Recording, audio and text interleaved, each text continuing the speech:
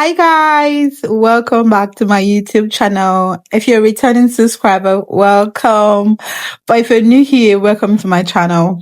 So I know that we all have like this one wig that it's the cap is probably too loose, is big, or it was badly sewn. So this is what we're gonna be doing today. Yeah. We're going to be reconstructing a terribly sewn wig and one that's lost is the fitness that it no longer fits on your head because first of all, before a band is placed on a wig, the cap of the wig itself must fit. It must be firm. The band is just like an additional support. Do you understand what I mean? Not like necessarily the main thing that keeps it tied to your head. So the cap needs to fit. So my client had sent in this week. She complained that from inception it was badly sewn. The cap was not fitted. It was too big for her head, but she had managed it the entire time. But then along the line, it got worse. And now, mind you, it's really tricky to sew a bob wig, one that's been cut, like a blunt cut wig, because you know how it was arranged, how it was done, and how it was cut. It's so hard. It's really, really hard to like resew that because now you have the length to work with. You're not sure because you need to recut. There's no two ways about it. You still need to recut it, but now you have to be very careful and you make sure. So in this video that me blabbing about, I'm just literally gonna teach you how to do that. So the first thing that I did is I went ahead and put the wig on a canvas head and I started taking out the extensions line by line from the back, and I made sure to put it separately to know, like I arranged it according to the height. Like there was the short one, then the one that went, the length that went longer than the shortest one. I was just arranging it literally to how long it was or how short it was, so I knew that I had packed and I was just sure which was longer and which was shorter and where I cut out a particular one from. So now I'm at the closure part. You see how I easily took out, I was really careful with taking out the closure. And this, you see the cap, you see how very big and large, and it was just wrong. It was wrong. So this is the wig now. Remember I told you I sectioned it. So I had gone ahead and I washed the bundles because they were dirty too. Trust me, they were really, really, really dirty. I've gone ahead, I've washed the bundles, I've conditioned them, and they're just ready to be sewn. So what I'm going to do now is I'm going to try and size the cap now so that we do not go back and repeat the same mistake that the first person had done. So now I'm resizing the cap. I've gone ahead and used my tape measure to see what I think it was about like 14 inches. I think it was 13. I can't really remember because I wasn't looking at the screen of this video when I was doing this voiceover. Yeah, I think it was like 13. So I measured it, and you just want to fold the cap to make sure that it sizes like it's the length that you're looking for. You see what I mean from what I did in the video, and I was done sizing the cap. And the next thing that you want to do is you want to attach your closure. Always make sure to attach your closure, your frontal, your whatever, before you start sewing the bundles. So yeah, I'm going ahead now to attach the closure. I made sure to go to the center, make sure that I place the closure right in the center of the head, and I'm just gently placing it with my T-pins. You want to be very careful. You don't want to pull too much, but you want to pull enough because you don't want the closure area to. Okay, another thing she had complained about was, the closure wasn't so flat. It was high and she looked like a clown. Yeah, in her words actually. Yeah, so she just wanted it to look flat and fitted and nice. So you want to be careful and gentle with the closure. So you see what I did? I did not start. You'd want to leave like a tiny little bit. You want to shift the closure forward a bit. Make sure that it doesn't start exactly from where the mesh cap starts. You want to push it slightly forward, as I was showing you there, and then you want to insert your needle and thread like a little bit away from where the closure starts. I don't know if you get what I mean. You can see in the video. You don't want to start immediately where the closure is starting. You want to take your needle and thread back on the mesh cap and then sew to the closure. This way you stretch it out in a good way, in a way that it's not going to rip the closure or it's not going to spoil it, or that's just going to sit flat. So you just want to go a little bit behind, a little bit far, just a little bit. You saw what I did in the video. Just want to go a little bit far behind, away from where the closure starts. Then you want to take the needle and you want to pick the closure, and that way, that's what you're gonna do. Make sure that it sticks firm. I like to do my first 3 4 stitches tight so that I know that it's secure and everything is in place. So after the first to fourth stitches I've done and I'm sure that I've tightened it, I can just freestyle and just start sewing regularly. Like I don't have to tie the whole thing. I see people sew closures to a mesh cap, and I see them tie every way, every stitch of the way. But for me, I really do not do that. I just tie like the first. So I just stitch like I just tighten the I knot the first to the fourth stitch, and I just go around the normal way, just sewing like stitches. And when I get to the end, the other end of the closure, I do the same thing that I did in the beginning by doing like 4 knots. And when I cut the wool out, the needle out, I leave the wool, and I then go back in to split the, usually if you thread the needle, it's usually 4, so I split into 2 and just like retie it. I tie it like 3 to 5 times, just depending on how I'm feeling that day. So yeah, and I then before I now cut the thread out. So I'm done sewing the closure. Do you see how flat it sits? It's not going anywhere. It's put in place. Yeah, it's just perfect. I'm just showing you how flat the closure is sitting. That was what I wanted, because remember that the closure was bulky before. That was what part of what she complained about. So the next thing now is drawing lines on your mesh cap. You need what's that word I'm looking for? I cannot remember. But you need a foundation. You need like something to for like a guideline. Yeah, you need a guideline. So this is the guideline. I've gone an inch, 1 inch in between lines, and I'm drawing that, and this is what I'm gonna be following to sew my tracks on. So remember the tracks. Okay, before I did that, I like to cut out the mesh cap under the closure to just give way to the closure, to the part, so I can see very well. And I'm just like placing my cap back on my mannequin head to start sewing my bundles. So remember guys that in the beginning I had said that I differentiated the bundles. I kept them length by length. I wanted to be sure which one I was doing next, or I was taking first, because remember this is already cut, and I'm just trying to maximize it and make sure that I did not cut too much when I need to recut again. So the thing you want to do is, I always like to use a T-pin to help myself put the bundle in place.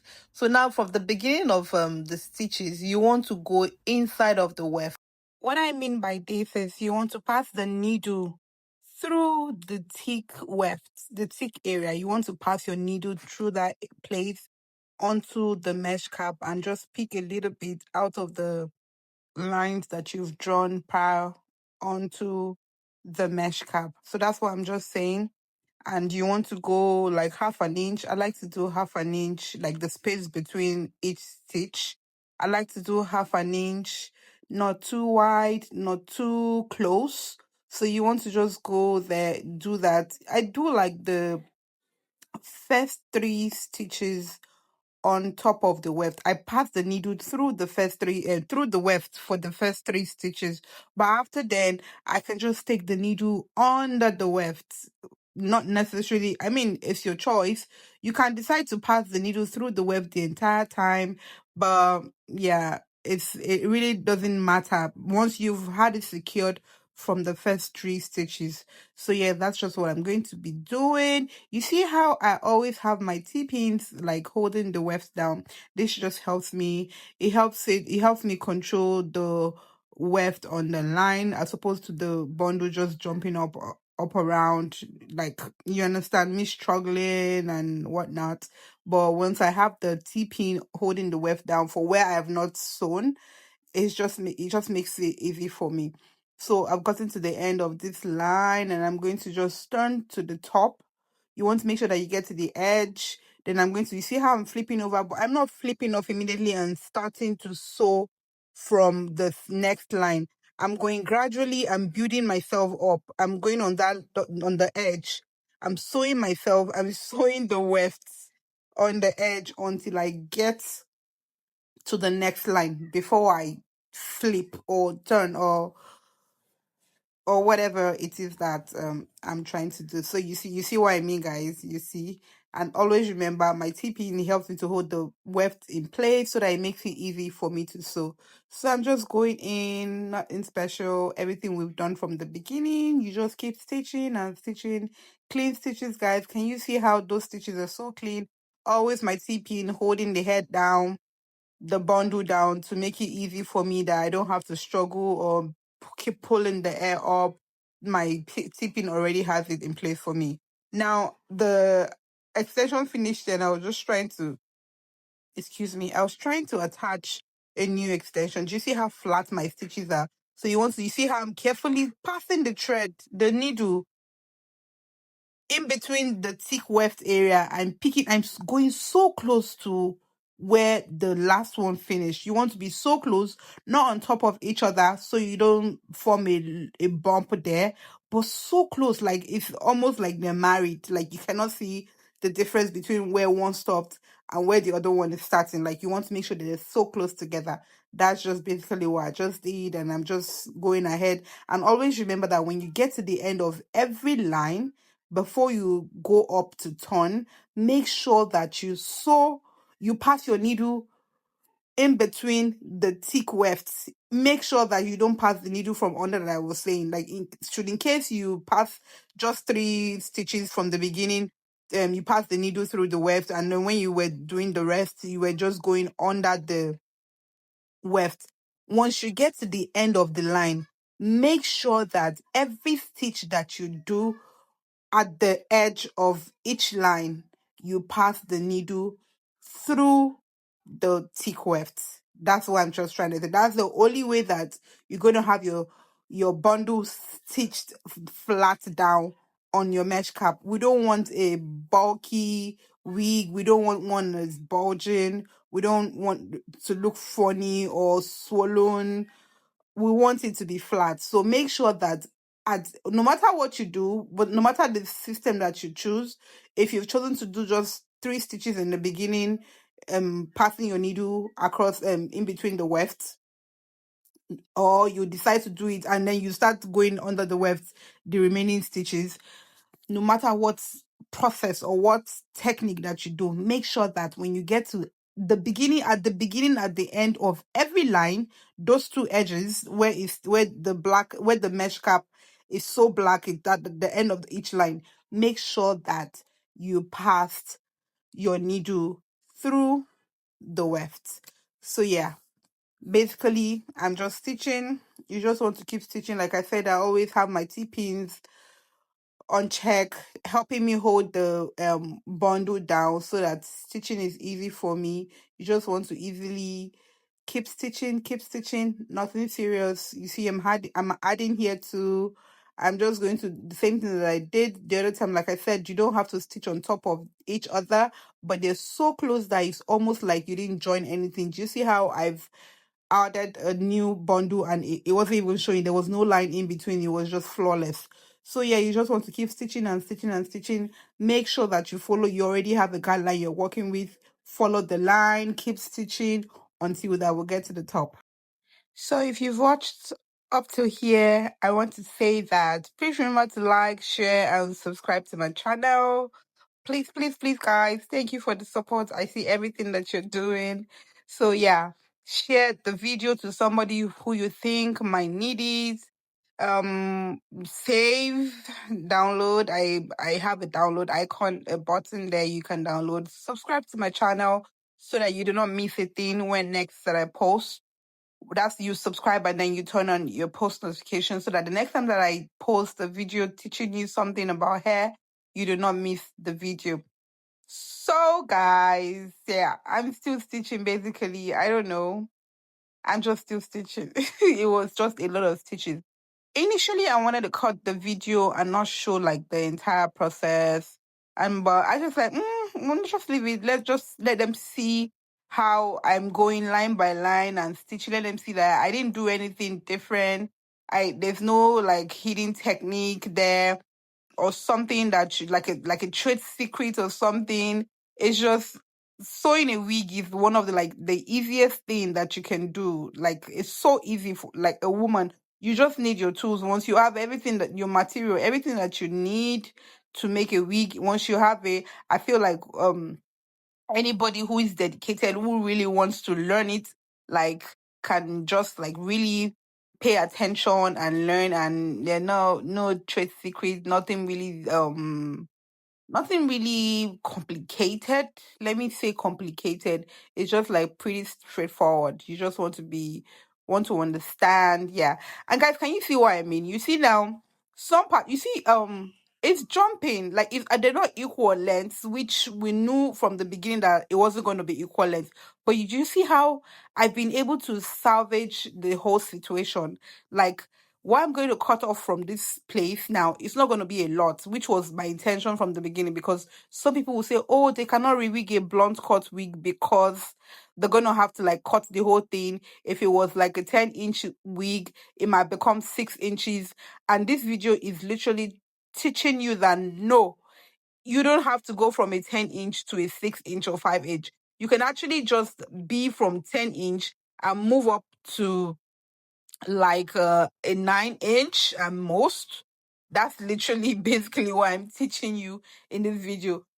Oh my goodness, guys. Okay, so this part I had sewn to the top, and I noticed that you see, I was very particular in the beginning. I was telling you that make sure that you arrange the bundles so that you know that the next one to pick, and you don't make a mistake and go pick a longer one or a shorter one when you're not supposed to pick it. So this is what I did here. I went ahead and I made a mistake where I got carried away. I think I was watching TV or something. I got carried away and I picked the wrong length. The length that should have been the finishing at the top. I went and sewed it like under and left the shorter one to be sewn at the top. I saw the mistake and I knew that I wasn't going to go.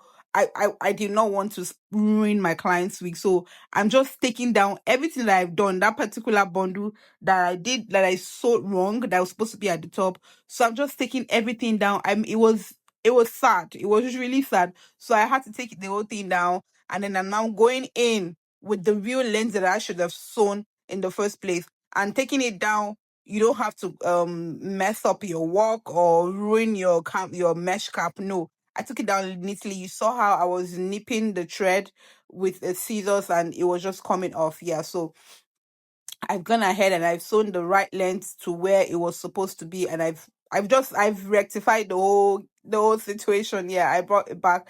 I came back on track. Yeah, I got back on track, and this is just the last line. Always remember the last line is like it's kissing, it's a marrying, like they're sleeping together with the bundle and the closure. They're together, they're one. Like you want to make sure that the last line is on top of your closure in a way that they're just together and you don't show that white lace bulky line on the closure or a frontal. So I'm done sewing it. I'm just making everything neat. I'm neatening it up and just doing what I have to do, making sure that everything is tight and in place, so that we don't want a wig that they will wear and then the next thing is unraveling. You see some wigs, thread will be jumping from one place, thread will be coming out from the other place. No, we do not do that here. That's not what we're doing. We make sure to put every stitch where they're supposed to be, and we make sure that everything is tight and perfect and in the right place. You see, I'm still going back to before I cut to tie the thread before I cut. So this is what we're working with. Can you see, guys? So when I'm going to cut, I won't be cutting a lot from this wig because I did not want it to be too short for my clients and just like make it a chill. Because already, as the wig was, it was short already from beginning. It was a really short bob wig. So yeah. So now time to move to the closure. Remember we had the issue of the closure that the lace had torn a bit in the middle, and this is me showing you. This is what it looked like when I just finished wigging it. You see how it looked like on me, and yeah. So what I did was I went ahead and fixed the wig, the part of the closure that had a hole. I fixed that. I did. That will be another video entirely showing you how to fix the ripped net and ventilate back on the hole on the area. So now it's time to cut, guys. You see, it's still like 13 12 inches. Like the wig was still basically long, like it was still good. So you just want to go in carefully, find a place you want to work with, and follow in the middle, make it at the middle at the back of the hair, and just use that as the guideline. Always, guys, always wig making, hair making, everything, you need a guideline in your head. Once you have a guideline, the rest is easy. You see, I've used that guideline at the back to go to the left hand side. I'm going to do the same thing and go to the right hand side. You just want to make sure that everything is the same, everything is a straight line, and you're not cutting off what you're not supposed to cut off. You just make sure that you're doing the right thing. You see, I'm just trying to I'm cutting. I want you guys to see how I'm not like wasting this hair. Like that's basically the whole point of this video. I'm making sure that on both ends, both the right and the left side of the wig, they're of equal length. You don't want one part to be long and the other part to be short. That's why we need our taper to always work with at all times. And I'm just making sure that every area that I need to go back in and cut, I'm cutting it and making sure that it looks really nice. For the back, you want to tilt the canvas head to the front. You want to tilt it forward, making it bend, like you're bending your head forward. That way, that's the way that that's the only way that you're going to get like under the wig and make sure that everything is a straight line. So when the clients, you see what I'm doing here, yeah, this is what I mean. So that when they take their head up, everything will just be straight and just perfect. Yeah, I don't know how else to explain that. So that's what I'm just doing. I'm just making sure that everything, you see, as I bent it, I'm seeing all the areas that needs to be cut again. This is what bending it, pushing it forward does for you. You're seeing where it's because when you put it down like straight, you're not that's not your straight line, it's just like a guideline. So when you bend it forward, that's how you're seeing where you still need to go into, where you need to cut. And yeah, I rather you cut with a clipper than a what's it called, than a scissors. A clipper gives the best this thing. So this is the wig, guys. It was already ventilated, the closure was fixed.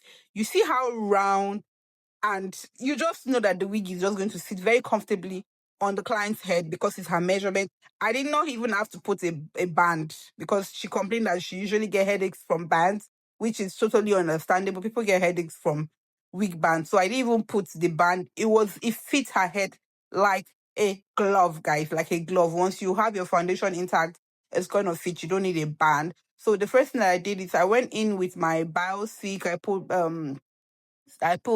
oil serum on the wig. I went in with my heat protectant. Then I started straightening the hair. That's what I'm doing. I'm using a steel comb on one hand and using my straightener on the other hand. You just want to gently and carefully go section by section. You don't want to rush. Just take it easy and just keep curling. That's what I'm just doing. Just want to curl and make sure that you don't pause or you don't bend any this thing. I know we're trying to get a bob wig, but doesn't mean that you should fold and bend and hold. Just make sure that no matter what you're doing, your straightener is just coming off. It's just going, it's just sliding down. Like even if you want to bend it, sliding down immediately. You're not staying, you're not holding it to a point and giving it a sort of ugly line. We don't want that. We just want something that is really seamless and just falls off really nice. So that's what I'm just doing basically. So yeah, line by line, I've done the back. I want to go up and continue and do the next line. That's just what I'm going to do in this video. Doing the same thing, applying my heat protectant, combing out the hair. So, should in case you did not hear the first time, this is another reminder for you to please like, share, subscribe to my channel, guys. Subscribe to my channel. Subscribe. 1,500 of you. I love you guys so much. Please keep subscribing if you haven't subscribed yet. Like my content, share to somebody that you think might need this, or save, download, drop a comment for me, guys. Encourage me. Encourage me. I had to film this for hours and then I'm back to editing and oh my goodness, guys, just encourage me. Thank you. Okay, guys, so back to business. I'm just basically still doing the same thing and straightening. You see how I'm not stopping, I'm just going. I'm making sure that I'm going. Like my straightener is just going. I'm not pausing, I'm not doing anything because once you pause, that's when you get the line thing. You just want to make sure and always remember never curl or straighten a tangled hair. Make sure that you comb it smooth. That's why you see me making sure that I'm going in to comb it like really well, really nicely, making sure that everything is good before going in with my straightener. So the next thing we want to do is we've gotten to the closure part. I remember it was swollen and she didn't want that. So what I'm going to do is I'm going to section this closure and walk my way up to the center. So usually you can do like two parts on one side, two parts on one side. But here I just decided to do I just section one side of the closure into two and the other side of the closure into two. It was a 2x4 closure, so I didn't really need to do I knew what I was doing. So yeah, I just sectioned into two. I shared one part of the closure into two. I went in with um my wax stick. You want to go in with your wax stick. And okay, I first of all when I straightened the hair, rather I straightened it before going in with my hot comb. I went in with my hot comb to make sure that the wax stick like flicks the part down so it stays flat to the ground. Like that's what I'm going for. I'm trying to make this thing flat for days. Like it has to be flat. That's what my client wanted. You see how I'm using the hot comb?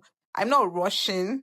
I'm not in a hurry. You want to, like, hairstyling is one thing that you need to really be dedicated to. It's not something you can do in a rush. You need to, like, calm down, relax, be in a good mood so you get what you're doing. So yeah, another thing that I did is I went in with my mousse. You want to go in with light mousse and just apply to that part. I went in with holding spray too, and I still went in with my hot comb to just comb that area. I want it to be flat, like so. You want to put products and you want it to stay flat. I'm making sure that it's flat. I remember it's only one section or one path of the closure.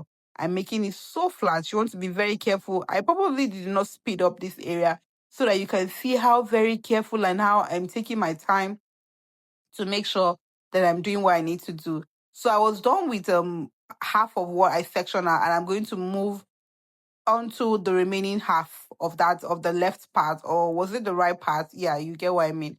Remember, I used my straightener first to just straighten it out, to just make sure that everything is looking nice before I went ahead to do the same thing that I done to the first half. I'm going in with my wax stick. I'm going to when I've applied that, and I never go in with my wax stick directly on my hair. I never do that. I rather use a toe comb or an edge comb to take some out from the wax stick to now apply evenly. So I don't do too much because I don't want a lot of products on my client's wig. I want it to be a reasonable amount of product just to do what I wanted to do. I'm going in now with the mousse like I did the first time for the first half, the mousse and then the holding spray, and then you go in with your hot comb. The same thing. You see how I'm making sure that my hot comb is flat to the wig, to the center, to make sure that, guys, I feel like I don't even need words to explain what I'm trying to do here because you can literally see the difference from one part, the side that I've done, to the side that I've not done. You see how the other side is raised, is swollen, is up. It doesn't look nice. And look at the part that I've done. You see how flat. Okay, guys, let me just keep quiet. I feel like I'm talking too much because the video itself is showing what I'm explaining. So yeah, you see it. You see it, guys. You see it. You see what I mean. This is the magic. This is what I do. This is what I do, guys. This is what I do. Yeah. So enough of the praises, even though I had to. I mean, I deserved it.